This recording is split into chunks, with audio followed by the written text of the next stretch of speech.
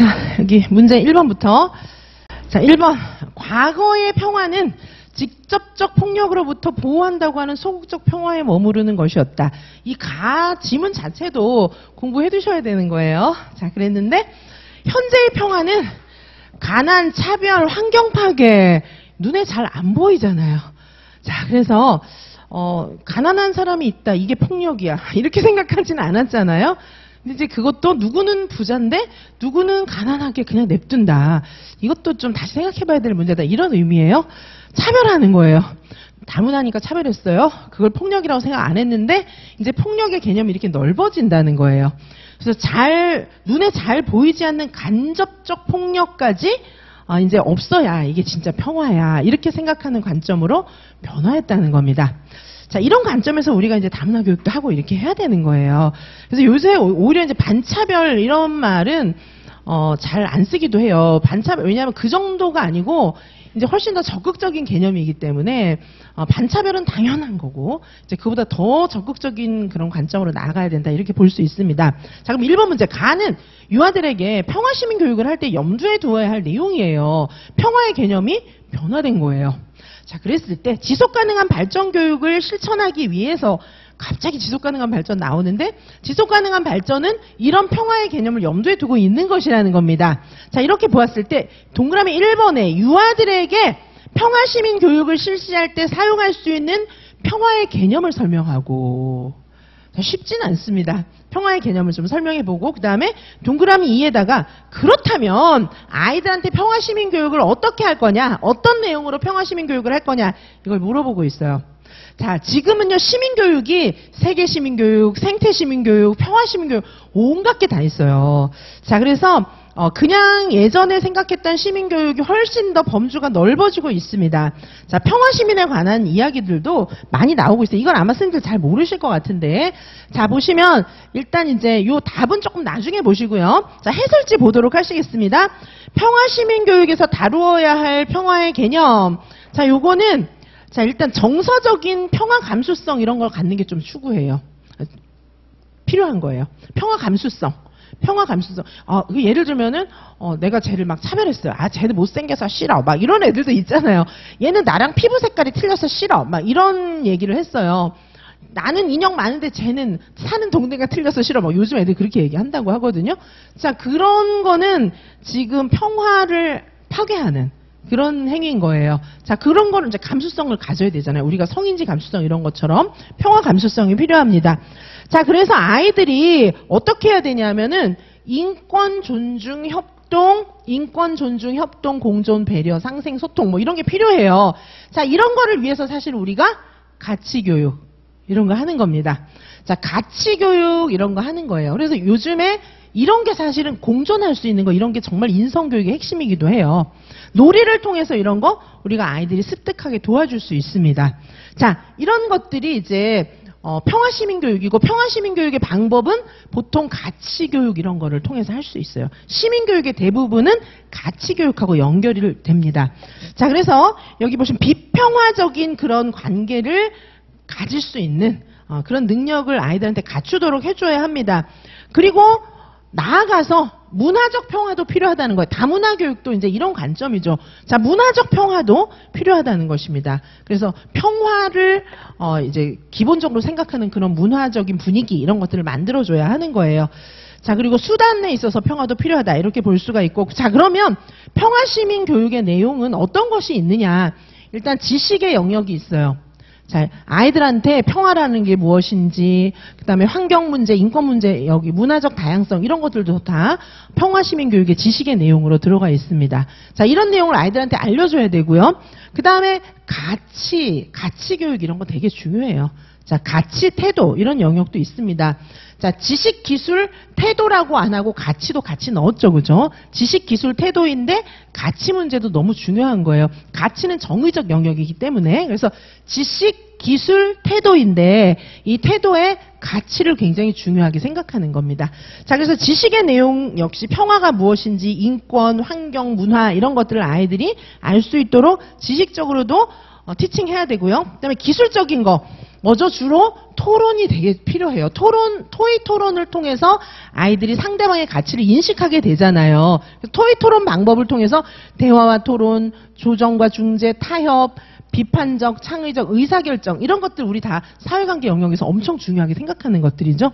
자, 이게 이제 시민정신, 시민교육의 굉장히 핵심적인 것이기 때문이에요. 자, 평화시민교육을 위해서 이런 모든 것들이 다 필요합니다.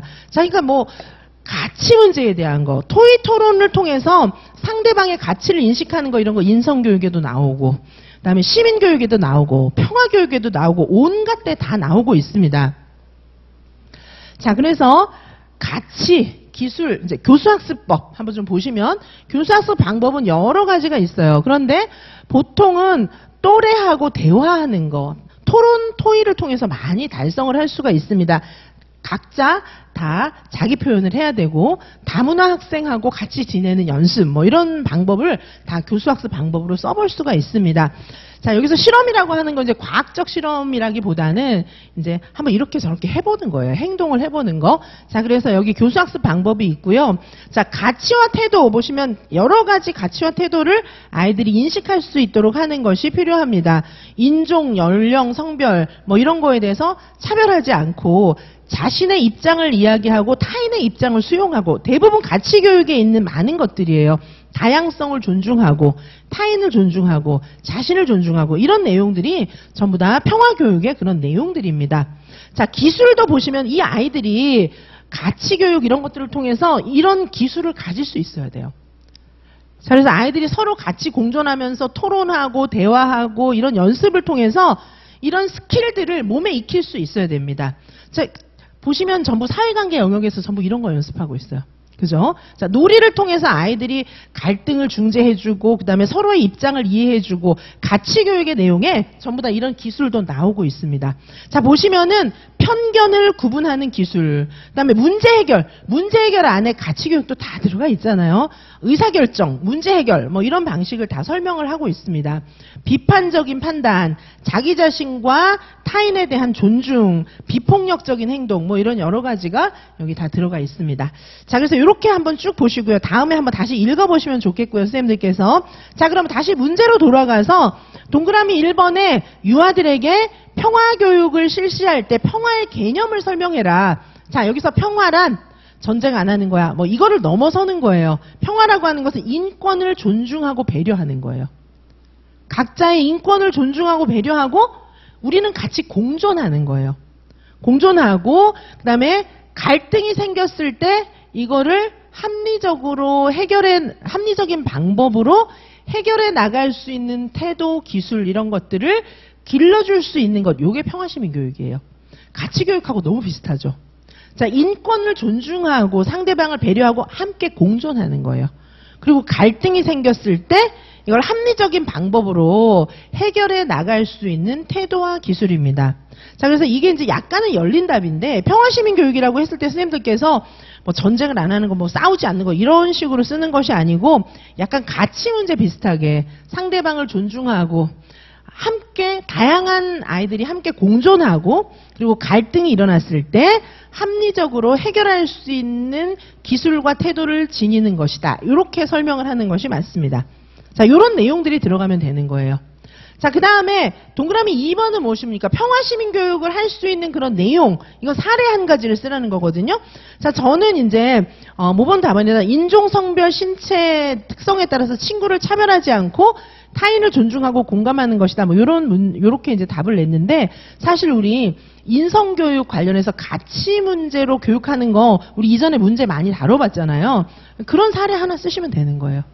자, 친구들과 다툼이 일어나거나 나와 다른 여러 가지 아이들이 갈등이 일어났을 때 함께 공존하면서 대화와 토론을 하면서 상대방의 입장을 배려하고 어떤 결론을 도출할 수 있는 것이다. 이런 식으로 써도 답은 됩니다. 타인의 입장을 존중하고 공감하면서 함께 타협하고 대책을 찾아나가는 거. 뭐 이런 식으로 쓰셔도 답은 되겠습니다. 자, 우리 요즘에 이제 교사용 그 지도서 뭐 이런 데 보면은 교사용 지침서 아이누리에 있는 것들 보면은 인성교육 책 여러 가지 있다고 말씀을 드렸는데 인성교육 책이라고 해서 딱 열어보면 뭐 인사 잘하는 거 이런 거 가리키는 게 아니고 전부 이런 거 가리키고 있어요. 인사 잘하는 거 이런 거 아니고요.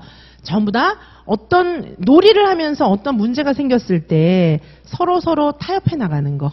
그 다음에 우리 반에 장애 유아가 있어요. 그러면 그 유아를 이해하고 그 장애 유아도 우리 친구로, 우리 반 친구로 이해하면서 함께 서로 공존하고 잘 지내는 모습. 이런 것들이 다 그 인성교육 안에 다 들어가 있습니다. 자, 그런 내용들이 다 평화교육의 일환들이에요. 장애 친구가 있다. 다문화 친구가 있다. 그랬을 때 잘 지내는 게 진짜 평화잖아요. 유아들의 입장에서 실천할 수 있는 그런 평화잖아요. 그러면 그냥 무조건 잘 지낼 수 있으니까 서로 이해하고 공존하고 공유하고 뭐 이래야 서로 잘 지내는 게 진짜 평화가 가능하잖아요. 방법은 가치 문제. 나와 다른 가치가 있다는 걸 이해하고 존중하고 함께 지낼 수 있는 방법을 터득하도록 도와줘야 하는 것입니다. 자, 그래서 선생님들께서 이런 이제 열린 문제는 지금 풀어본 그대로 나올 확률은 많진 않아요. 이게 이제 대화의 사례로 나오든지 뭐 어떤 응용 방식으로 나올 겁니다. 그랬을 때 이해를 하고 계셔야 답을 쓰실 수 있는 거예요. 자, 이렇게 볼 수 있고요. 자, 다음에 이제 2번 문제 보도록 하시겠습니다. 2번 문제. 나의 교사 간 대화에서 동그라미 1에 유아중심, 놀이중심 교육과정을 잘못 이해하고 실천한 교사를 쓰고 그 이유를 설명하는 겁니다. 그리고 동그라미 2번에다가는 교사들의 대화에 나타난 유아중심 교육과정을 운영하는 교사의 역할 2가지를 사례와 연결해서 쓰라는 겁니다. 자, 보시면은 유아중심, 놀이중심 교육과정을 잘못 이해한 사람 누구예요? 김교사입니다. 왜냐하면 김교사가 유아중심, 놀이중심이니까 저는 한쪽 구석에 이렇게 쫙 쭈그리고 있고요. 애들이 하는 거에 절대 제 생각을 말하지 않고요. 그냥 저는 가만히 있어요. 뭐 이렇게 얘기하는 거잖아요. 자, 이거는 바람직하지가 않아요. 왜냐하면 우리는 이제 국가교육과정을 운영하는 그런 존재입니다. 그래서 여기 김교사가 뭐라고 얘기하고 있습니까? 저는 의도를 전혀 반영하지 않고 전혀 개입하지 않아요. 교사는 여러 가지 방법으로 개입할 수 있어요. 당장 들어가서 너 이거 하지 마 이렇게만 하지 않으면 돼요. 선생님의 아이들을 관찰하고 또 교구도 더 갖다 줄 수도 있고 여러 가지 방식으로 선생님이 이제 어느 시점에서 자유놀이를 하고 있는데 여기는 활동이 들어가야 돼 이러면 교사가 계획한 활동을 넣을 수도 있어요. 그럼 놀이가 더 확장되는 거잖아요. 그렇지 않으면 그냥 방임에 던져놓는 거랑 마찬가지예요. 집에서 노는 거랑 유치원에서 노는 거랑 달라야 되잖아요. 자, 이렇게 그냥 선생님이 끼어들지 않아 이렇게 얘기하는 건 바람직하지 않습니다. 자, 해설지 동그라미 1번의 답을 보시면은 김교사가 잘못됐고 유아중심, 놀이중심 교육을 위해서 선생님이 개입하지 않는다. 이거는 바람직하지 않는다는 거예요. 이유는 뭐냐 하면 그러면 교육과정의 방향성이 없어지기 때문에 선생님은 유아를 존중하는 방식으로 국가교육과정을 염두에 두고 적극적으로 개입할 수 있다는 거예요. 근데 적극적으로 개입하는 게 관찰하고 놀이를 지원해주고 뭐 이런 것들이죠. 환경을 구성해주고 그 다음에 상호작용하고 이런 방식으로 개입을 해야 되는 겁니다. 자, 그런 것들도 다 개입의 하나입니다. 자, 그 다음에 동그라미 2번에 보시면은 교사들의 대화에 나타난 유아중심 교육과정을 운영하는 교사의 역할 2가지를 사례와 연결해서 써야 되는데 자, 정교사 보시겠습니다. 정교사는 주의 깊게 애들을 바라보고 있어요. 관찰자. 자, 이 상호작용 굉장히 중요합니다. 상호작용 중에 굉장히 중요한 상호작용은 관찰하는 거예요. 자, 관찰자가 있고요. 그 다음에 서교사는 사라초를 이렇게 인용하면서 교육과정을 설계하고 일가계획을 하는 게 중요해요. 이렇게 얘기를 하고 있는데 이건 계획자.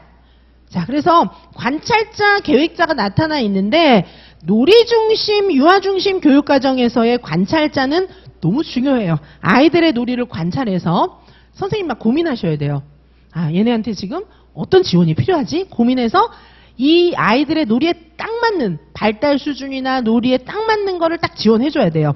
그래서 관찰이 굉장히 중요한 것이고 그 다음에 교육과정 설계와 일과를 계획하는 건데 이거는 놀이 중심에 맞게 좀 변형시켜야 돼요. 옛날의 계획은 교사 중심 교육과정 하에서의 교사 중심의 철저한 계획이었잖아요. 지금은 그렇지가 않아요. 이건 좀 융통성 있는 계획이 필요합니다. 아이들의 놀이를 보면서 내가 계획한 거하고 좀 다르게 흘러간다 이러면 그거에 맞게 계획을 변경하시는 게 맞는 거예요. 자, 그러면 다시 해설지를 보시면은 자, 동그라미 2번에 정교사는 관찰자인데 요거는 이제 아이들의 배움의 순간을 포착해서 적절하게 지원하고 질문하는 게 좋기 때문에 관찰한다 뭐 이런 내용이 나와 있고요.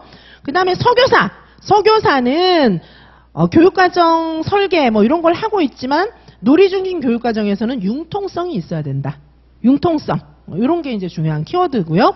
그리고 배움을 고려해서 융통성 있게 적용해야 된다. 이렇게 이제 설명을 하고 있습니다. 자, 답은 이제 그런 방식으로 쓰시면 되는 거고요.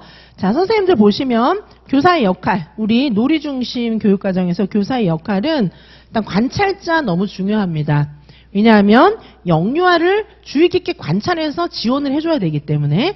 자, 그리고 계획자인데 놀이 중심, 유아 중심에서는 그냥 만들어가는 교육과정이니까 계획은 아예 안 하는 건가? 큰 틀을 계획하긴 해야 돼요. 자, 그래서 융통성을 갖고 계획을 하는 게 필요합니다. 그리고 아이들을 지원해줘야 돼요. 지원해줄 때는 상호 주체성을 갖고, 상호 주체성, 유아들도 주체성이 있고, 선생님도 주체성이 있고, 이런 식으로 해서 같이 대화하고 이렇게 하면서 지원해줄 수가 있어요.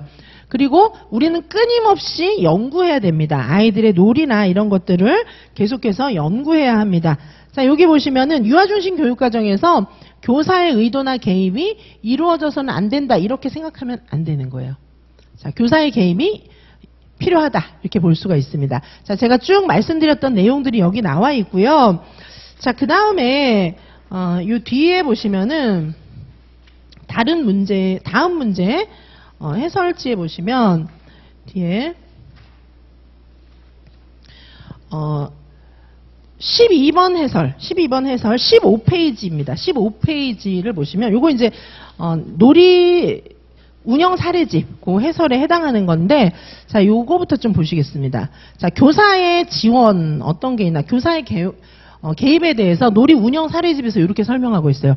요거 놀이 운영 사례집에 있는 내용입니다. 자, 놀이 운영 사례집에 보면은, 자, 유치원에서 보내는 하루는 어떻게 구성이 됩니까? 놀이 일상생활 활동으로 구성이 되죠. 놀이 일상생활 활동, 이렇게 이제 구성이 됩니다. 자, 그래서 놀이는 뭐예요? 자유놀이 중심으로. 놀이는 이제 자유놀이를 의미하는 것이고, 자, 활동은 뭐죠? 교사가 계획한 활동이에요. 그죠? 교사가 계획한, 교사가 계획해서 좀 교사가 주도하는 그런 활동을 얘기하는 거예요. 해도 돼요. 자, 그런데 어떻게 해야 되는 거죠? 놀이에서 출발해서 다시 놀이로 돌아갈 거예요. 옛날에 활동하고는 다른 거예요. 옛날에는 주제 중심, 생활 주제 중심의 활동이었잖아요. 지금은 놀이에서 출발해서 놀이로 돌아가는 겁니다. 그리고 일상생활이 있어요. 일상생활은 뭐죠? 손 씻고 밥 먹고 간식 먹고 잠자고 뭐 이런 것들. 자, 그래서 이게 유치원의 하루 일과예요. 놀이, 활동, 일상생활 이렇게 구성이 됩니다. 처음 보시나요? 이 해설서에 다 나와 있잖아요. 자, 이렇게 구성이 되는데, 자, 그러면 여기에 파란색으로 돼 있는 거는 교사의 지원이에요. 자, 놀이 중심 교육과정을 운영하는 교사의 역할입니다. 자, 이게 교사의 지원입니다. 이것도 교사의 지원이고, 이것도 교사의 지원이에요. 그죠? 교사의 지원을 크게 두 가지로 나눠 볼 수가 있습니다. 교사가 해야 되는 일, 환경 지원, 상호작용, 이렇게 크게 두 가지로 나눠볼 수 있어요. 자, 환경 지원은 시간, 공간, 자료 지원입니다. 자료를 지원할 때는 어떻게 해야 되죠? 유아가 선택한 그런 생활자료 이런 것들을 존중해줘야 돼요. 그리고 유아가 선택한 그런 재료 활용하는 방식, 그것도 격려해주고 존중해줘야 돼요. 그래서 상업적인 그런 재료뿐만 아니라 다양한 재료들, 자연물이라든지 이런 재료들을 다 쓸 수가 있어야 자, 시간은 어떻게 해야 됩니까? 시간은 유아의 놀이를 보면서 변경, 추가, 삭제할 수 있어요. 자, 그리고 내가 계획한 어떤 활동이 있더라도 유아의 놀이가 막 엄청 잘 이루어지고 있으면은 내 시간 계획을 변경하는 겁니다. 이것도 교사의 지원이에요. 자, 그 다음에 공간은 뭡니까? 공간은 불필요한 영역은 빼고 합쳐주고 뭐 이렇게 할 수 있을 뿐만 아니라 복도라든지 유치원 전체 유휴 공간, 체육실 이런 데 활용하고 바깥으로 나갈 수 있어요. 안과 밖을 연결하고 바깥으로 나갈 수도 있습니다. 공간의 확장 가능합니다. 이동 확장 이런 거 다 가능해요. 자, 환경적인 지원 선생님이 해줄 수가 있고요. 그 다음에 상호작용하는 지원인데 함께 놀이하며 질문하기, 제안하기, 정서적 지원하기 있고요. 그 다음에 관찰하기도 상호작용의 하나예요. 이거 실행 자료집에도 나와 있어요. 자, 그래서 여기 보시면은 일단 이 굉장히 잘 요약해 놓은 표예요. 이게 우리 운영 사례집에 나와 있어요. 자, 보시면 유치원의 하루 일과죠. 하루 동안 일어나는 일들이고 교사가 해야 되는 일은 환경적인 측면과 상호작용 측면의 일이 있습니다. 자, 이렇게 되어 있고, 자, 그 다음에 우리 이제 다시 본래 문제로 돌아가시면, 자, 본래 문제로 다시 좀 돌아가 보시면은, 자, 이 문제에서는 그래서 지금 아까 정교사가, 아까 김교사가 난 아무것도 안 해요. 이랬잖아요. 이건 아니잖아요. 아까 좀 전에 봤지만은 교사는 환경적인 지원, 상호작용적인 지원 적극적으로 다 해야 되잖아요. 놀이 일상생활 활동 속에서 교사가 해야 될 일은 되게 많습니다. 근데 지금 여기 보시면은 김교사가 저는 애들 놀이 잘하라고 아무것도 안 해요. 이건 틀렸잖아요. 자, 그러면 요거 답을 내실 때는 아까 좀 전에 보셨던 그 표를 기억하시면서 답을 쓰시면 되는 거예요. 아까 그 표는 머릿속에 들어가 있어야 돼요. 2차에도 매번 나옵니다. 2차에도 저게 다 조건이에요. 공간을 확장하세요. 상호작용 다양하게 하세요. 뭐 이런 거 전부 조건이고요. 저 표는 머릿속에 들어가 있어야 돼요. 저게 놀이 중심, 유아 중심 교육과정을 지원하는 교사의 역할입니다. 자, 이해 가십니까? 자, 그래서 답에 보시면은 김교사는 틀렸어요. 어떻게 틀렸냐 하면은 가만히 있는다고 그랬기 때문에 전혀 개입하지 않는다 이랬기 때문에 틀렸습니다. 자, 그리고 관찰자로서의 역할 굉장히 중요한 거 아시겠죠? 상호작용할 때 관찰자의 역할이 굉장히 중요한 역할입니다. 자, 그리고 여기 서교사는 계획자의 역할이지만 계획은 교사가 계획 세운 거를 그냥 밀고 나갈 수는 없어요. 융통성 있게 적용하는 그런 변화가 반드시 필요합니다. 자, 이렇게 사례 속에서 나와도 선생님들께서 찾아서 쓰실 수 있어야 합니다. 자, 그 다음에 이제 3번 문제 보도록 하시겠습니다. 자, 3번 보시면 동그라미 1에 다의 기억이 누구인지 쓰고 동그라미 2에 기억이 운영한 유치원의 운영 철학과 유사한 우리나라 유아교육의 새로운 프로그램을 지향하는 자연관 유아교육관을 설명하시오. 문제가 좀 복잡하긴 하지만 자, 다에 보시면은 김 학생 선생님이 뭐라고 하고 있습니까? 기억은 육체, 영혼, 정신의 3원 구조를 말한다. 누구예요? 슈타이너죠. 자, 슈타이너가 세운 학교는 발도르프 유치원이죠. 자, 그래서 여기 보시면은 이제 동그라미 1번 기억이 누군지 쓰라고 했기 때문에 이건 슈타이너구나 알 수 있는데 더 읽어보면 슈타이너인지 더 잘 알 수 있어요. 오이리틈이 또 나오고 막 이렇게 하기 때문에 기억은 슈타이너구나 이렇게 알 수 있습니다. 자, 그럼 동그라미 2에다가는 이 슈타이너가 말했던 그런 발도르프 유치원하고 비슷한 생각을 가진 우리나라 교육 프로그램이 뭐냐? 이걸 묻고 있죠. 그죠? 그걸 묻고 있죠. 여기 보시면. 자, 여기 이제 발도르프 유치원하고 비슷한 우리나라 프로그램이 뭐냐. 근데 그 프로그램은 이런 걸 하고 있다. 뭐 이렇게 설명을 하고 있잖아요.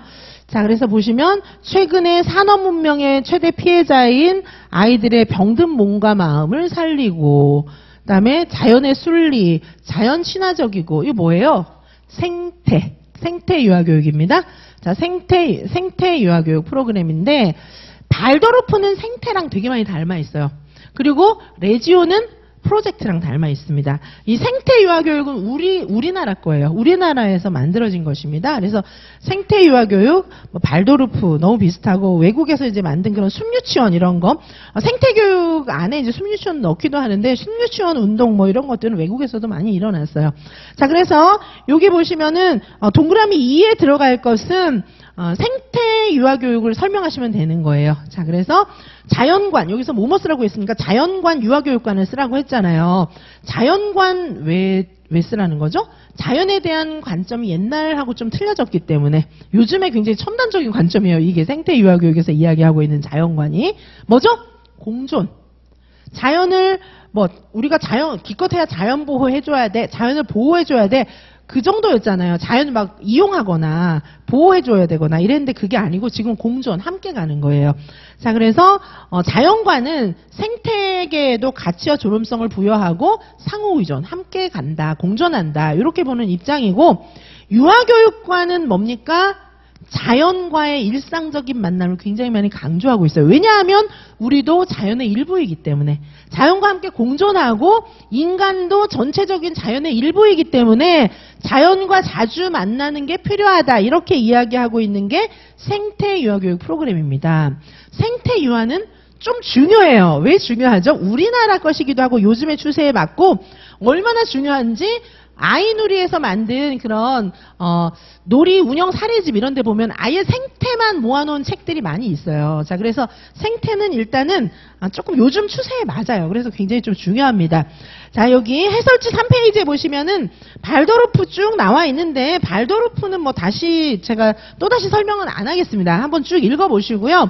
자, 그 다음에 생태 유아교육 보시겠습니다. 생태는 좀 중요하기 때문에 한번 봐두셔야 돼요. 생태는 우리를 굉장히 자연의 일부로 봅니다. 아이들도 그렇고 인간을 자연의 일부로 보고 있어요. 그래서 실제로 이제 자연하고 비슷한 그런 환경을 마련해 주는 게 중요하기 때문에, 원래 생태라는 단어가, 이 생태적이다 뭐 이런 단어가 환경 뭐 이런 것들을 얘기하는 거잖아요. 그래서 생태 중심의 유치원은 연령도 혼합 연령으로 많이 구성을 해요. 생태 유치원. 왜냐하면 그게 실제로 얘네들이 나가서 살게 될 생태랑 굉장히 닮아 있잖아요. 옷에만 딱 모아놓는 환경은 잘 없잖아요. 자, 그래서 보통 연령 통합으로 많이 진행을 하고, 자, 생태 교육 같은 경우는 생명에 대한 존중감, 그 다음에 자연 발달을 비롯한 환경 문제에 대한 대처, 뭐 이런 것들도 중요하게 생각하고 있습니다. 자, 그래서 생태주의적인 관점에서의 자연을 보는 입장은 조금 달라요. 이렇게 보고 있어요. 옛날에 기술을 중심으로 생각하던 그런 시대의 자연을 보는 관점하고 틀려졌어요. 지금 같은 경우에는 인간은 자연의 일부다, 이렇게 봐요. 옛날에는 자연하고 인간하고 막 구분해가지고 자연은 우리가 개발해야 돼, 이렇게 봤는데 그게 아니고 인간은 자연의 일부다, 이렇게 보고 있습니다. 자, 그리고 이제 생명을 되게 존중해요. 생명 존중 사상 뭐 이런 거 들어가 있고요. 자, 그리고 이제 교육관 같은 경우에 예전하고 조금 다른 게, 기술을 굉장히 추구하던 그런 시대하고는 다른 게, 교육관은 굉장히 자연 친화적인 태도, 그 다음에 생명 존중, 자연 존중, 이런 거, 공존, 존중 뭐 이런 거를 많이 강조하고 있습니다. 자, 자연과의 일상적인 만남, 자연을 직접 경험하는 거를 중요하게 생각하고 있는 것이 이 생태주의 교육관의 특징입니다. 생태주의는 제가 이제 누리과정 제 책 있잖아요. 거기에도 굉장히 자세하게 설명을 해놨고요. 생태 중심에 대해서는 다른 해설지에도 많이 설명을 해두었는데, 일단 이렇게 좀 정리를 해보시기 바라겠습니다. 자, 그 다음에 4번입니다. 4번 문제 다시 보도록 하시겠습니다. 4번에 보시면 다에서 유학생 선생님이 언급하고 있는 동그라미 1에 니은의 핵심 가치를 설명하고 동그라미 2에다가 디귿의 물음에 답하시오, 뭐 이렇게 되어 있습니다. 자, 보시면은 지금 유학생 선생님이 뭐라고 얘기하고 있습니까? 요즘은 기억이 강조해 온 것처럼 환경의 중요성이 뭐 중요하고, 그 뒤에다가 지속가능 발전을 위해서, 요게 이제 사실은 슈타이너 생각이 조금 지속가능 발전하고 비슷한 거 아니냐, 뭐 이렇게 연결도 하고 있고, 환경교육과 같은 지속가능 발전 교육이 유아들에게 필요한 이유는 뭘까, 이렇게 얘기하고 있는데, 동그라미 1에다가는 지속가능 발전 교육의 핵심 가치를 설명하는 거예요. 자, 그 다음에 동그라미 2에다가는 지속가능한 발전 교육이 유아들에게 필요한 이유는 뭐지? 이렇게 물어보고 있습니다. 자, 지속가능 발전 교육은 일단 환경에 대한 거, 경제적인 통합, 사회적인 통합, 요 세 가지를 중요하게 생각하고 있기 때문에 뭐 이제 그거를 풀어서 써도 상관없겠습니다. 그걸 풀어서 써도 괜찮겠지만, 일단 답에다가는 지속가능한 발전 교육의 핵심 가치는 인권 존중, 미래 세대 존중, 생태적 다양성 존중, 문화적 다양성 존중, 뭐 이렇게 이제 설명을 해두었어요. 이제 그렇게 쓰셔도 되고, 그런데 이제 결국은 요런 존중, 미래 세대의 존중, 인권 존중, 생태적 다양성에 대한 존중, 이런 것들을 위해서 지식 가치, 태도, 사고 이런 것들을 가르치는 것이 지속 가능한 발전 교육의 핵심 가치다, 이렇게 이제 답을 내놨는데, 이렇게 아니고 아까 얘기했던 세 가지 있잖아요. 환경, 그다음에 사회적 통합, 경제적 통합을 할 수 있는 그거에 적합한 그런 태도와 지식, 기술 이런 것들을 갖추도록 하는 것이다, 뭐 이렇게 이제 설명을 하셔도 괜찮겠습니다. 그런데 지속가능한 발전 교육에서 굉장히 중요하게 생각하는 것은 공존이에요. 공존. 자연과 인간의 공존. 그 다음에 경제적으로 모든 집단의 공존, 세계 모든 사람들의 공존, 그리고 미래 세대와 현재 세대의 공존, 이런 것들을 다 보고 있어요.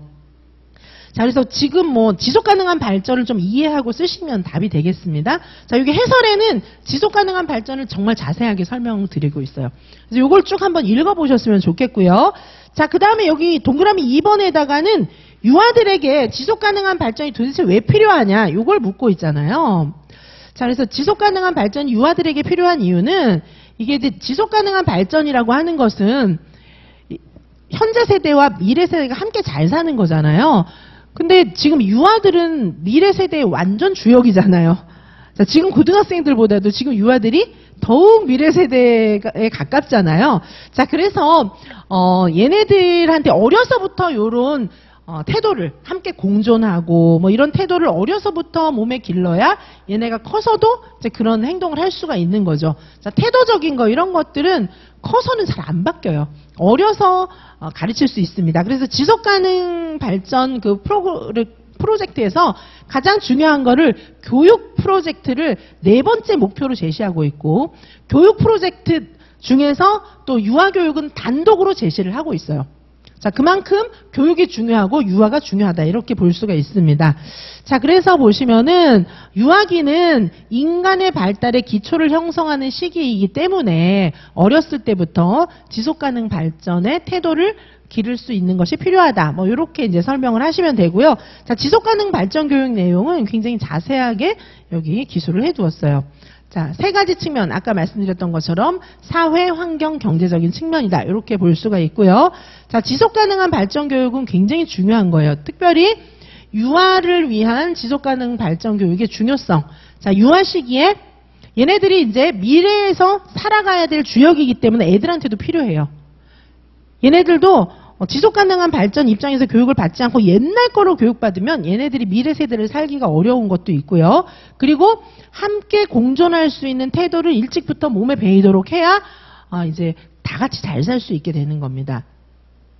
자, 지속가능한 발전 교육이 지니고 있는 핵심 가치 보시면 인권 존중, 미래 세대 존중, 생태 존중, 그다음에 문화 존중, 뭐 이런 게 있어요. 그래서 이런 지속가능 발전에 필요한 태도를 습득하는 것이 굉장히 중요한 거예요.